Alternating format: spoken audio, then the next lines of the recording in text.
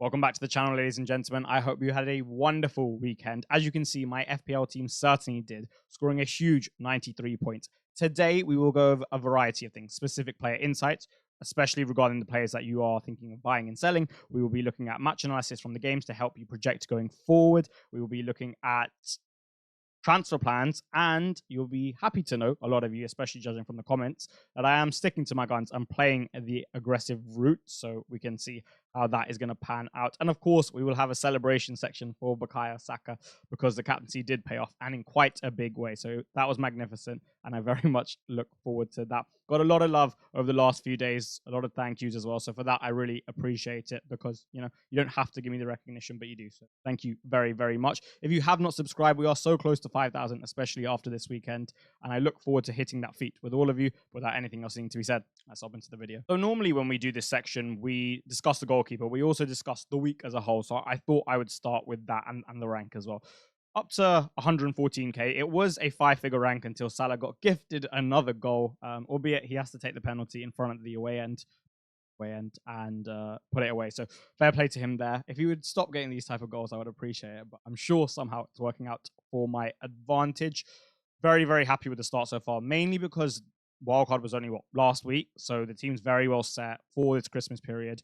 Transfers can be used in an aggressive way, as you will see, and it allows me to just keep going and going. I have the form players like Jackson and Saka that are differentials that most don't have. So in terms of the team, in terms of the rank, I think this is a great place to kick on and go for something really, really special this season potentially, and end the Christmas period or the festive period in a very strong position to platform myself into a huge finish for the second half of the season, especially when you consider that triple captaincy chip that's left for the double game week. And who knows, maybe I'll use it on a differential. Moving on to the keepers, starting with Cahill, even though you see Fabianski there, there's just a glitch with the card at the moment. I don't know why it won't change, so I'll have that fixed for next time. Moving on to Sanchez. Sanchez supremacy is here. We had Cell's supremacy for game weeks 1 to 11, and now Sanchez has started in 13 after a little blip at the end of the Leicester game.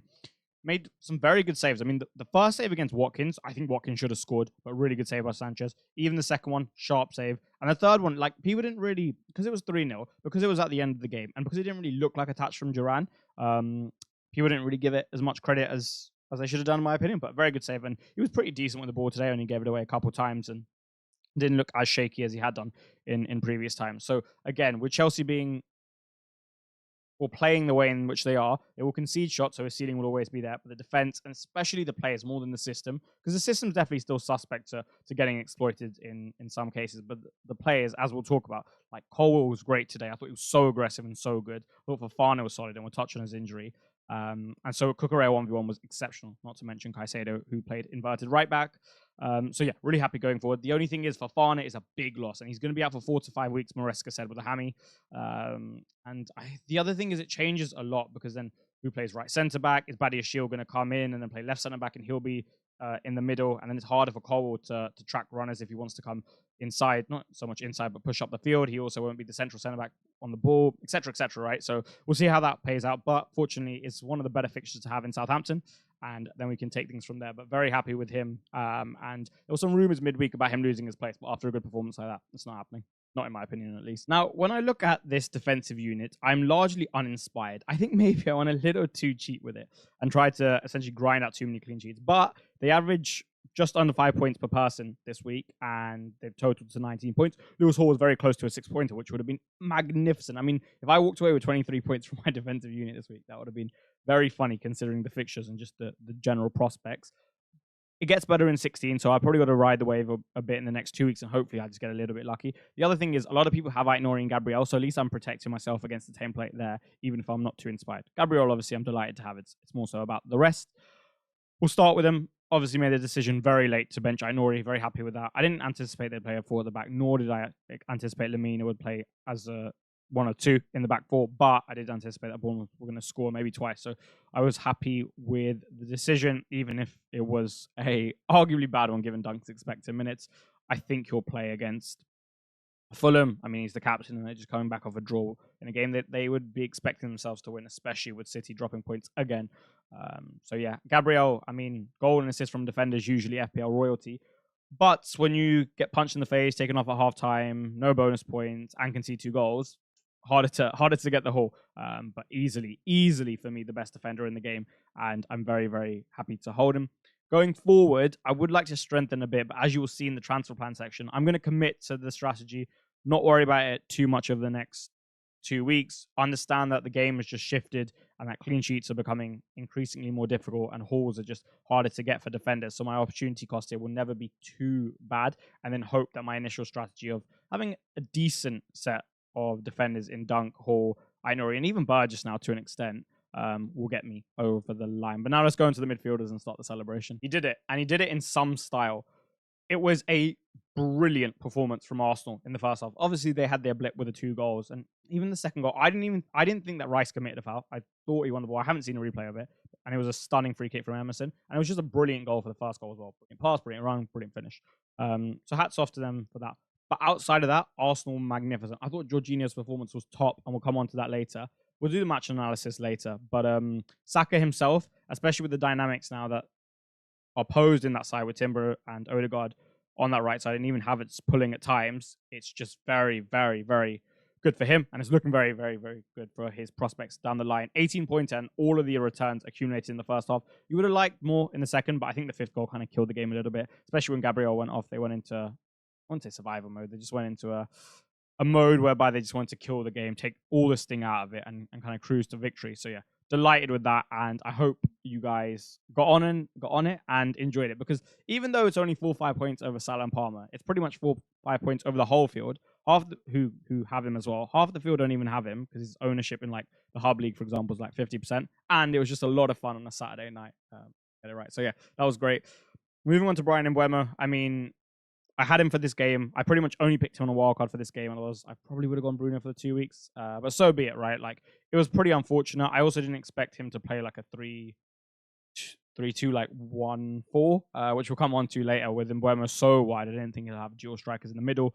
But, you know, it happens. And that was an assist. For me, that is absolutely an assist. So it should be 5 points. But whatever. Like I said, it happens. And then Salah and Palmer. I mean, they both say their captains with 2 late goals. Palmer's was a stunner. I didn't think the performance was necessarily reflective of a 14-point haul. Nor him coming so close to Saka in terms of point scoring.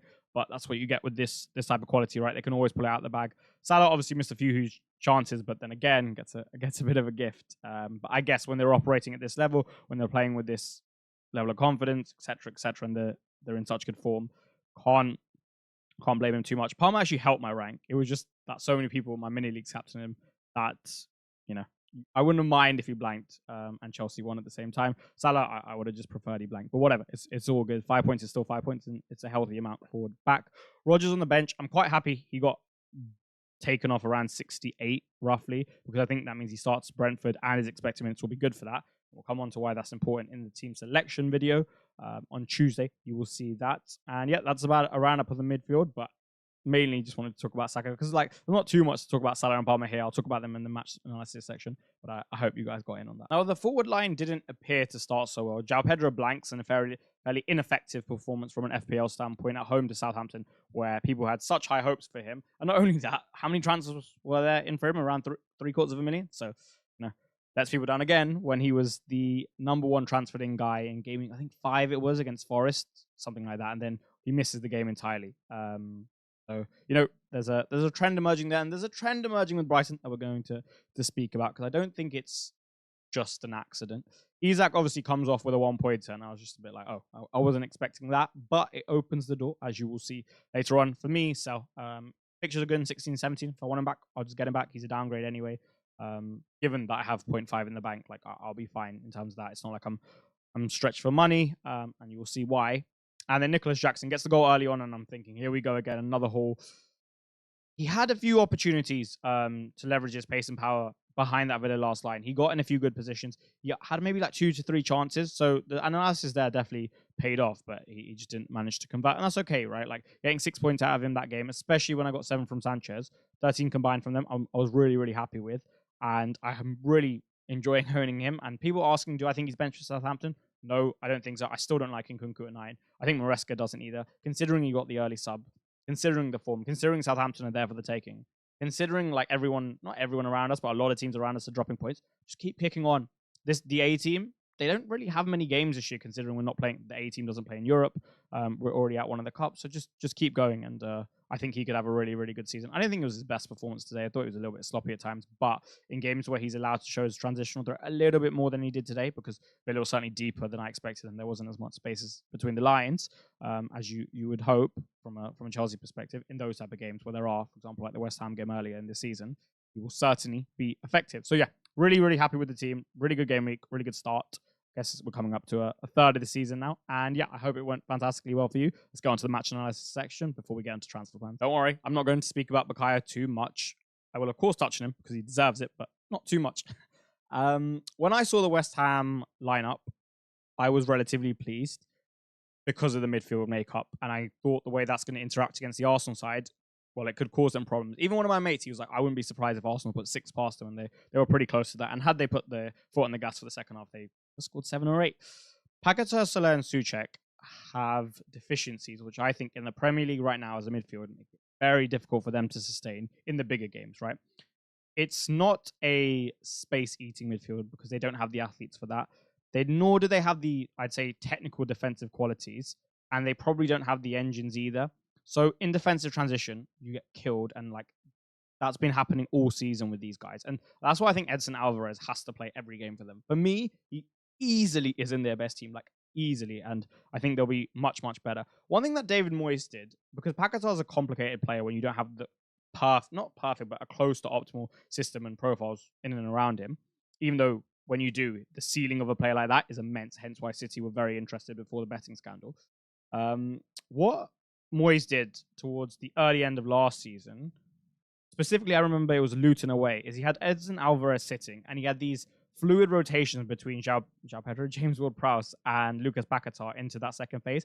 And I think that's where Lucas Paquetá could become a much better player. Now, that requires a different style of profile on the right, because if you're going to have Edson Alvarez sitting, you need someone to do those fluid rotations. Can Carlos Soler do that? Maybe. He was obviously playing further forward than these two, I would say, for more of the game like he did against Newcastle. So if they do that, maybe that's the solution, but I don't think having it in like a more of a 4-2-3-1 like they do at times is particularly the best thing for them. Odegaard, we spoke about this specific dynamic. We spoke about how he is the low block slayer. He's hugely important to breaking that down. And then also having Timber and just the dynamic nature of him and what he allows Saka to do makes for dynamics that are far more optimized against these low blocks. As of last week, it was 6 in a row. Now that we've had West Ham, it should be 5 in a row. And they've shown they have all the tools to break these low blocks down. They will have harder games, but they certainly have it in the locker to get it done. I thought Odegaard was really good. I think he's had some performances this year which were good, but probably a little bit overstated on the timeline. I think he certainly fits into the category of being a very aesthetic player, right? So sometimes he probably gets a bit more praise than he should compared to someone like Saka. But this game, I thought he was brilliant. And we've obviously spoken about Timber quite a lot, so I'm not going to touch that again. And Bukayo Saka is just world class, right? Like, you just look at the action, the threat he generates from pretty much every single one. He gets you one-on-one, you're in trouble because he can go both ways. The quality of delivery from corners is absolutely brilliant. He's got the flatter, quicker one at the front post, but it's not too flat or quick. He's got the loopier, longer one, and he's got that trajectory spot on, but again, it's not too loopy or long.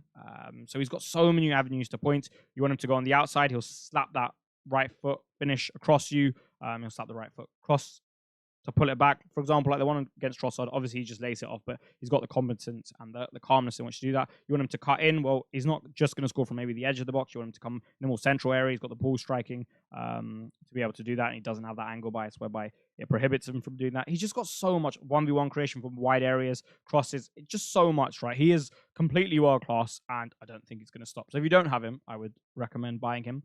Couple things to note. I thought Jorginho was absolutely magnificent. I loved the performance so much. Even in the first half, I was internally praising him. I thought he organized so well. I thought what he provides at the base. Initially, it was like Rice at the base once with Saliba and Gabriel split, and I was like, oh, are they changing it? But then it changed back to Jorginho at the base. Decision-making, brilliant. Ball retention in the sense that like he'll never lose it, right? So good in those small spaces, even if he gets pressed, because he always knows what to do and to be like almost use those bounce passes back into the centre backs if need be, but always looking to play forward as well. He tried to tell his teammates that a few times, and I could go on, but it's not overly relevant for FPL, but he was just brilliant. The only thing that I would say it's relevant is when the game is a bit slower, And also maybe honest ticking as well. Having a play like that just to get you going is really, really good.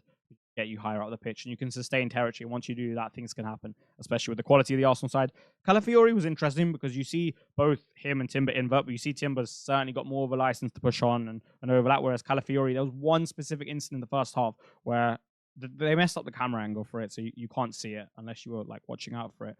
But Trossard gets the ball in the left space. He drives, and I was expecting Calafiori to pick up that pocket in the left half space, and I personally thought he should have, but he didn't. And he didn't really pick it up too many times in the game as well. So I wouldn't be surprised if that's just a mechanism to ensure that they don't get transitioned on, because you're just having Trossard one-on-one essentially, and more of the numbers are on the right side. So that's a form of a protective mechanism. And it's just something to know that on the left-hand side, I don't think you'll get too many goals from Arsenal, at least not from build up directly from that side.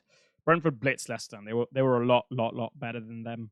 It was a really interesting formation from Thomas Frank on the ball. I don't know if like I'm accurate, 100% accurate in saying it was a 3-2-1-4, because it was really fluid and it varied. But when I say that, they had Collins pushing up from centre back, and obviously you saw the assist for the second goal, absolutely magnificent. Second goal, I think it was like the fourth goal, absolutely magnificent. And he's done that a few times. I've even seen him on the overlap this year, not the show. Put in some really good balls and just be very competent on the ball. That's a big weapon to have, because when you're struggling, to have someone who can push, especially when you form a three, almost forming this underlapping run like Azpilicueta used to do, but instead of pushing on, he's got the quality to play passes from the center of the pitch. Very useful. Damsgaard is the one in this formation, almost like a floating 10, dropped in when needed to, but definitely found himself in those advanced pockets. From Mbeumo, wasn't great because he was playing as a part of a front four almost, whereas I expected Schade to be off the left and then like Lewis Potter to have a different role. Lewis Potter held a width. Schade played as a dual 9, Wissa up top with him, and then Mbeumo holding the width on the right, and it just caused Leicester a lot of problems. The overloads were great, and a great tactic against Leicester. So from a coaching standpoint, it's why he's rated as one of the highest. There's so many good things about him, and tactical flexibility just being one of them. I still think you can get Brentford, though, with the way they play. I think they give you enough. Like their game model is not risk adverse enough, whereby they're going to just be able to keep you out for the whole game. And that's why I like a player like Watkins, who we're going to touch on later in this video. Leicester, I don't really have too much good stuff to say. And Ruud van Nistelrooy is coming in, right? So I'm not just going to say too much. I think in terms of the player quality, they might need something in January. Vardy doesn't deserve this. Vardy's actually been really good this season, and he doesn't deserve this. I actually kind of hope they stay up, because they're too big of a club to be in the Championship, in my opinion, with all due respect to the league. But yeah, I'm not going to touch on them too much, because we'll see what they're like under Ruud van Nistelrooy. Now, given Super Sunday just occurred, given both games are televised, and if you're watching this, you probably care enough about football to certainly have had a peek at both. I won't go into too much detail specifically with the Liverpool City game, because I imagine so many of you watched that. I'll put it in bits, but some of it's not even relevant, even the match analysis from the game. Chelsea Villa. So Caicedo starts as an inverted right back, and he forms the base with Lavia. That base is magnificent. And even when Caicedo's back in the right back, he's so good one-on-one. It's so hard to get past him. It's so difficult to get past Cucurella, who's been immense 1v1. And like I said, when it is a 3-2, even on transition, the base is magnificent. Continuing with Chelsea from a defensive standpoint, when the opposition goalkeeper had the ball, I love the press. Jackson doesn't close him down in a front-facing way. He rather takes a side, and he pretty much always uses the left-hand side, so the goalkeeper has to play with his right foot across. That's one thing I noticed, and like that's a more awkward angle for a right footer. I think that's on purpose. I'm not sure if he just does it, but I think that's on purpose. I'm sure it is. Pressing nowadays is such a big thing. And then what happens is, if you can get past, it was like it's a 1-4 to start with, and if you can get past Chelsea's first line and second, or first line is Jackson, if you can get past that 4, then instantly they spring. Caicedo or Lavia will spring. If not, Cole will follow the central player, who is Rodgers often, all the way. And they'll still have a 2-2 base. So it was really, really well coached, I think, from Chelsea. And it's hard to basically get out then, because sure, you can play short and then try and play all the way through. There's a lot to do, and there's a lot of ground to make up. And when you go long, there's enough physical and aerial presence in Colwell, Fofana, and even Cucurella. He's strong just in general. So that's one thing I was really impressed with. I think it'll be hard to get through Chelsea from your own goal kicks. I think it'll largely just be transitions from open play. Obviously, if Caicedo's going to play invited right back, the question was who plays right centre mid, and Enzo moved to left centre mid. And look what happens when Palmer's on the right. Okay, he probably didn't have his most effective game. He didn't get the ball between the lines probably as much as you would have liked. Villa, I thought, did a good job in terms of spacing. There wasn't too much space between the lines. It was fairly reduced, albeit they did make defensive mistakes, especially with early stage build up. You saw the Martinez one where Jackson nearly scored. But look where he got that goal from. It's from that right side, so he can cut in and just smack in that top corner. It's a top finish, arguably goal of the week. Like, I thought it was brilliant. Probably even a little understated on commentary. Really, really good. And that's what's going to happen. He's going to play right center mid. I think Maresca's experiment has maybe ended there. And I think especially given he scored that goal, he's going to continue on that right side. And given we've now seen that we can, for the first time, we probably achieved a system whereby we can play Caicedo, Lavia, and Enzo, because Caicedo's been so good at just basically everywhere, and he can play that inverted right back role. Chelsea have a lot more stability, allowing him to do that. Enzo's been really good at left centre mid. I wasn't exactly very bullish on him in the side, but he's been really good. So yeah, good on him. Like I said, Cucurella was brilliant. In terms of Villa, Watkins should have scored that first chance. There was just threat there the whole game. The space was always there.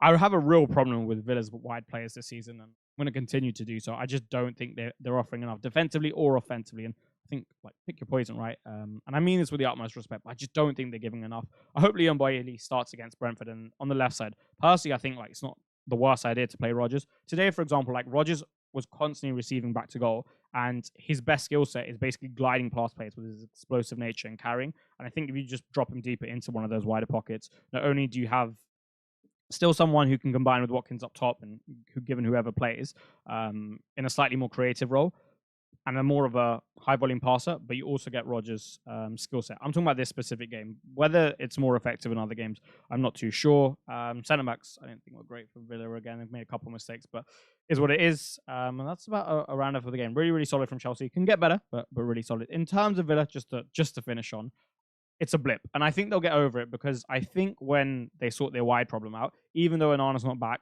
they'll be okay. For me, they're fine. They've too much quality not to be fine. It's just when they sort these wide areas out, when Bailey starts playing a little bit better, and they really need to sort out this like inside, like left half space dynamic. Because Digne bombing down that flank is a really good weapon to have, but not having someone who's functioning inside of him at the best level is not great. 007, and we never would have expected this right at the start of the season. We wouldn't have expected a lot of things at the start of the season. City, they get played off the park. There was one time in the first half I was pretty frustrated, even as a Chelsea fan, because I just felt like if they kept the ball and sustained some territory and didn't put in pointless crosses like Matthias Nunes did at the end of the first half, they would have been okay. Like, I think they're so good, technically, those players individually, that if you just pop it around, take the sting out of the crowd, or maybe even annoy him a little bit, and then just go side to side to side to side against a block even as good as Liverpool's, eventually you'll find a pocket, and you've got the talent to hurt them when you have that time. So I didn't necessarily agree with the approach. I thought sometimes, actually for a lot of the times, they tried to do it too quickly. I think even taking like 5 minutes going side to side would have been absolutely fine, like they do against a traditional low block. I don't know if that's the pressure of the environment or the form they're playing, or they're trying to force it, or the fact that they were behind early on. But that's what I think they should have done.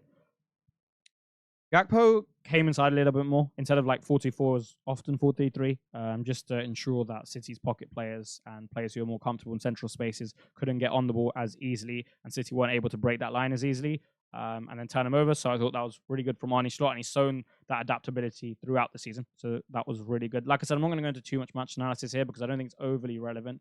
Because you're not going to see this type of City lineup again, in my opinion. Like, for example, Guardiola probably comes back into the side.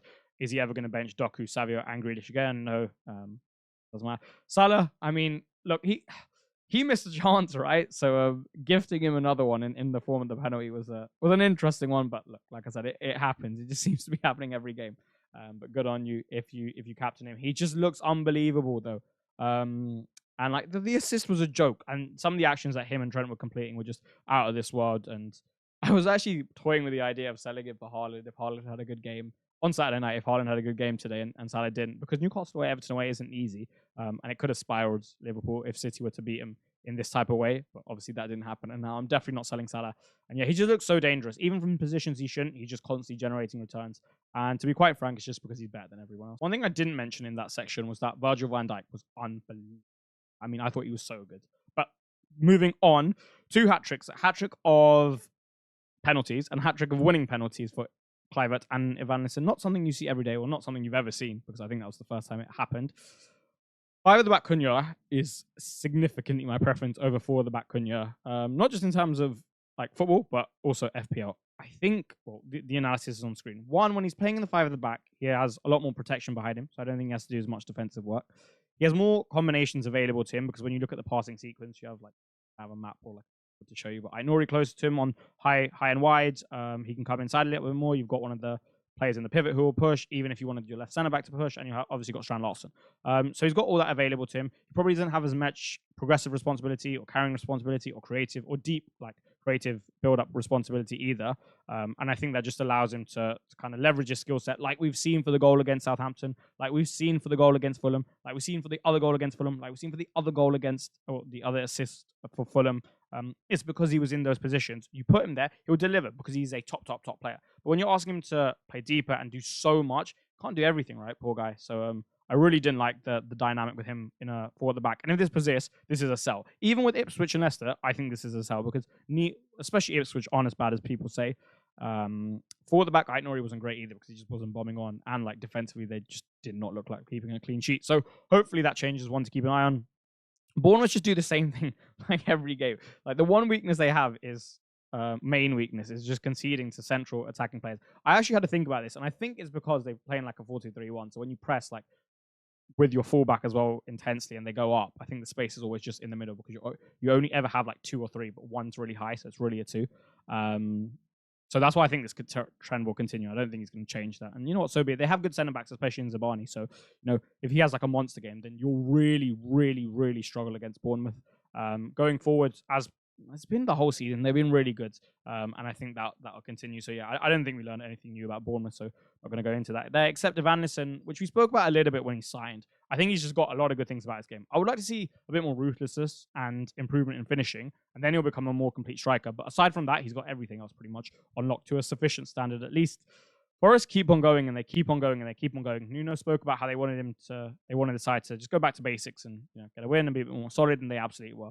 Obviously, they didn't have MGW or Anderson or Wood starting last game, which is a huge deal, and they were at the Emirates. I think what MGW offers you the ball is huge. I think Anderson, he might be they have a lot of good players, and I haven't really thought about it too much. I'm literally just thinking about it now. He might be their best player. Honestly, I really rate him. I really like what he does, and they're so much more solid as a result. Wood's quality in the zones that he functions, because he's not a channel runner, but when you put it in and around him, just so good, so sharp, so often. Brilliant awareness of just where the ball's going to be and when it's going to be there. Positional awareness is great, and then has the relevant skill set in which to execute. Eminem from corners is Murillo and Milenkovic. They're due again, I think. I think Milenkovic has got one and Murillo's got one. I'm not 100% sure Milenkovic though, so don't quote me, but they're due. And there's a lot of threat they post from corners. If they had a good run, Milenkovic, Murillo, and Sells triple up, genuinely, I would be all over it. And if you do back their defense, I genuinely think Murillo and Milenkovic is a lovely combination at the price. I can't wait to get that Forest defense back. Ipswich are a lot better. Not a lot better, but they're definitely better than people say. Between Leif Davis, Liam Delap, Schmodix, and Amari Hutchinson, there's enough quality there. I think Burgess has been really solid recently as well. I like Muric as a keeper. I wouldn't be surprised if they somehow pull something off in terms of staying up. But you see how well Forest managed that attack, and they limited him quite a bit, and that kind of just shows the level of the defense. Ipswich will cause a lot of teams problems, and I wouldn't necessarily see that fixture anywhere close to being a slam dunk for a clean sheet. I say inverted Brighton because they beat Newcastle, they beat Man United, they beat Spurs, they draw away at Arsenal, but then they draw to Wolves, they draw to Forest. I know Forest have had a great season, but you don't put them, at least at the start of the season, you didn't put them in that category. They draw to Southampton, they draw to Ipswich, and I can't remember who they lost to. They've lost to Chelsea and Liverpool. I'm not sure if they lost another game, but yeah. So they seem to be doing it the opposite way around to everyone else. Why? Well, one reason may be similar to Newcastle. I'm not 100% sure because I haven't watched as much of them as I have Newcastle this year. Nor do I understand their squad as well as I do Newcastle's in relative terms. But Newcastle don't have creative eights, right? And when I say creative eights, you don't necessarily need to have the Odegaard type. You can have Bruno Guimaraes playing there, but that certain skill set, they don't really have it. And Brighton, with their style, I think generate a lot of chances through transition, through their fluidity, through the counter press, and against deeper blocks, those are all less effective. Unless you're Southampton, you're going to play out the back and you're going to nick it off them like that. But they didn't really score from that or profit from that too much. So I wonder, in these games that appear to be better, is it actually a little bit worse for the assets that we're personally targeting? I think João Pedro probably dives a bit better in Chaos given the level of quality. So that is something to consider. For example, Fulham are a really difficult side when they get going to beat because they're good defensively and they have a good structure. Because of the way they transition, and it's not the biggest threat in the world, they don't, I feel get out of their block as quickly as maybe others do, so you can't transition them as such. And I don't think maybe it's the best fixture for João Pedro or the Brighton assets that we're going to own. So that's just something to note going forward. Maybe the green is a slight facade with them.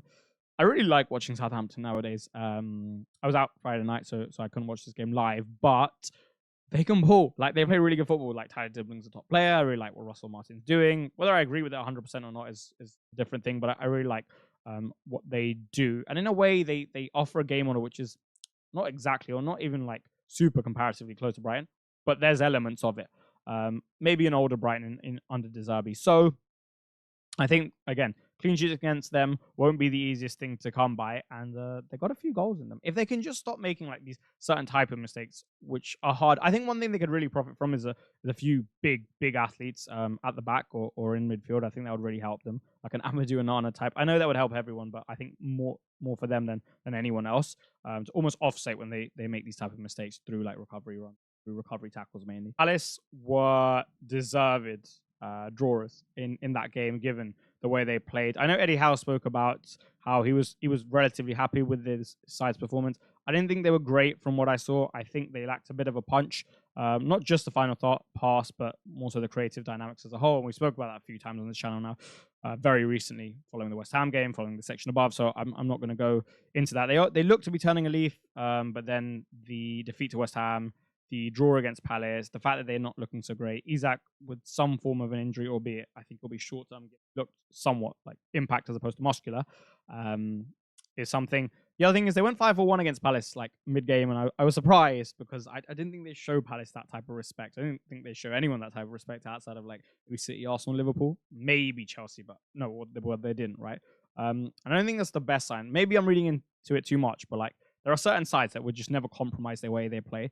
Especially not going into like a 5-4-1, like, for example, City, Arsenal, Liverpool, Chelsea, in this particular way. And I think maybe it's a little bit too much humility, and it shows that they're not in the best place at the moment. You can argue I'm reading into that too much. I don't think it's the worst argument in the world, however, and it invites a lot of pressure. And the ball was top and the header was top, and that's kind of what happened.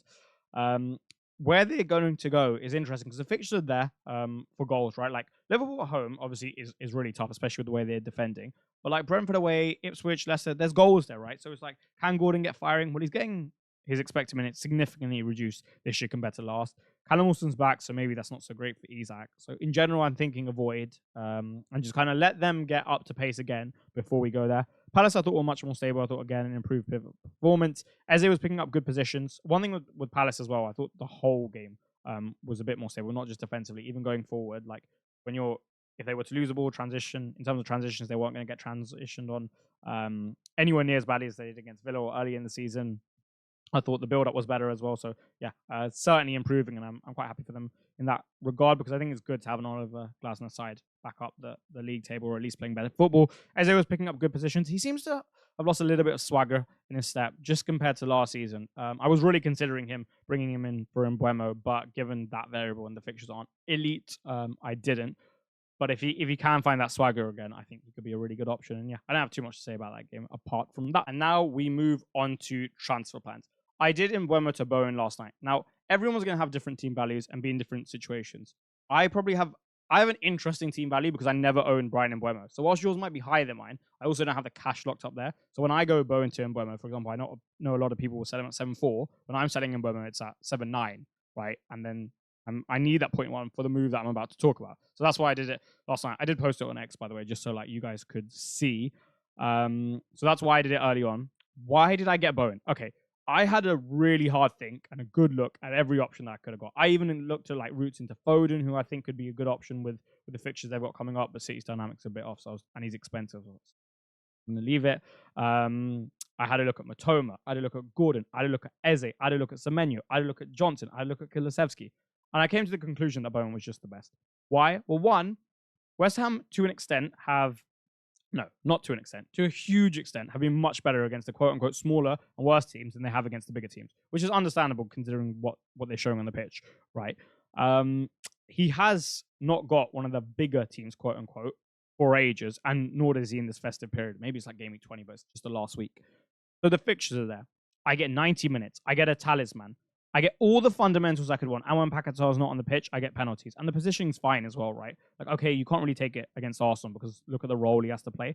But when he's not playing and he has a higher involvement, he's more than like allowed to come inside and he'll have an overlap for him. And he doesn't have to stay too wide like some of the other wingers like we've seen Saka or Salah or Mbeumo do this season. Obviously, they've all done very well, but you know what I mean. So I've got everything I need there. I never have to sell him now, and I don't have to worry about this spot. Look at my midfield. Salah, Palmer, Saka, Bowen. Why would I ever touch it? Especially if Bowen gets going. Why would I ever touch it? Also, 7-4 relinquishes 0.5 in cash. I think the fixtures are way better than Mbeumo's. I know what people are saying, but I'm not sure like he's going to be able to replicate the same numbers as he did earlier. And when the fixtures are so good, why wouldn't I take it? We'll go into more of a player analysis tomorrow. This is more, I've already done the move, right? So you guys aren't going to be affected by a price rise now. So when I do my everything you need to know video, you can have a deeper insight into him. But that's what I did it. And I think it's a very safe transfer. High floor, mid-ish ceiling, I would say. If he gets going, though, high ceiling. And that could be quite the prospect. Also, nice differential to have. I said to you that I'm going to take on the aggressive transfer strategy. So I am. I'm not abandoning the idea of Haaland 18. I'm just going to do it in a way whereby I'll just sell one of the premiums. And as opposed to a mass restructuring, I'll probably just do it in like 3 transfers and potentially take a hit if I need to, because hopefully my investments early on would have paid off. Now, I was looking at my defense, and I spoke about it earlier, and I wasn't overly bullish or particularly happy with it, but it gets good from 16. Like the fixtures from 16 are good. So I just ride the wave for 14 and 15. Gabriel, everyone has anyway, right? I know a lot of people have, so I'm not really losing out on too much there anyway. At least I have some form of downside protection. And Haaland, Dunk, who knows? Maybe they got something in them. To be fair, I've been bailed out a few times by some of my cheap assets. Actually, no, that's not really true considering the defense has been pretty poor this year. That's probably where I could have got a little bit better. Keeper and Gabriel has been good, but the other 2 spots have been not so much. You know what? That's actually something I need to improve on. I've just realized I'm going to improve my defensive selections in those budget areas now that I've become conscious of that. Why am I not going Cunha? For Isak. Okay, why am I selling Isak? Basically, I just want the upside in 14 and 15. I think I'm in a strong position. I have depth, and because I have depth, I can like just chill. I could easily just bench Isak this week and play Rodgers at home to Brentford, which is a good fixture anyway. But I just fancy the upside, and I think it's there to be had. I could go Cunha, and he has West Ham away in 15. 16, 17 is like Leicester Ipswich, right? Which is a really, really good 3 set of fixtures. But I don't like the fixture in 14 particularly. I also think, like I expressed, West Ham are significantly better against the worst sides, quote unquote. So maybe, and if he's to continue in a 4 at the back, which I'm not too sure about, he may struggle considerably more to generate returns as I spoke about earlier. So I'm happy to kind of wait and see and take a differential route for someone who has brilliant fixtures in 14 and 15. Brentford at home, Southampton at home, and that is Ollie Watkins. Now, people will say Villa are bang out of form. He's expensive.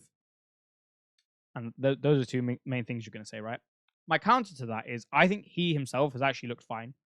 Okay, fine, he hasn't been finishing as well as he would have liked, but I think he's looked fine. I think in terms of expected minutes, he got a hook against Juve around 78. He got hooked today as well, and I think that was a nice like form protection. It was a late hook, but hook nonetheless. And I think he'll definitely start Brentford and Southampton. Even if I get 160 minutes, I get like a 90 and then like a 70. Okay, that's fine. I'd rather have that than Cunha at 180 against West Ham and Everton, both away as well. No one's going to own him. Literally, no one owns this guy. The routes to him are so difficult unless your squad is structured in a certain way. And I'm more than happy to take the upside. I think he's a better striker than anyone's going to be able to have access to. And in isolation, that's true as well. He's got better fixtures and probably a higher ceiling in terms of open play. Obviously, he doesn't have set pieces and penalties, but in terms of open play, definitely in terms of what Villa can potentially generate for him, as long as they sort those wide areas out for the midweek. So that's where I'm going. I think I haven't finalized it. Maybe I have a change of heart. Maybe I see things in a different way. But for myself, I think I'm going to go Ollie Watkins. So the transfer will be Mbeumo to Bowen, which is done, and then Isak to Watkins. No need to upgrade my defense. The only one like I was really considering if I were to do a move was Timber, but I just think I'd rather have the Watkins upside because there's more attached there. The other thing is I was looking at Guardiola, and I don't think he's a bad pick from 14 if you want to go there. So a heads up on that. And that is all she wrote for today, ladies and gentlemen. If you like the video, then please do like the video. If you brought in Saka or the advice helped in any capacity over the last week, then please do like the video and subscribe if you have not already, because we are so close to 5,000 and 40% of you watch regularly aren't even subscribed. So it'd be great if you could do so. I shall be back tomorrow. Have a wonderful weekend of what remains. Have a wonderful Monday, and I shall see you soon.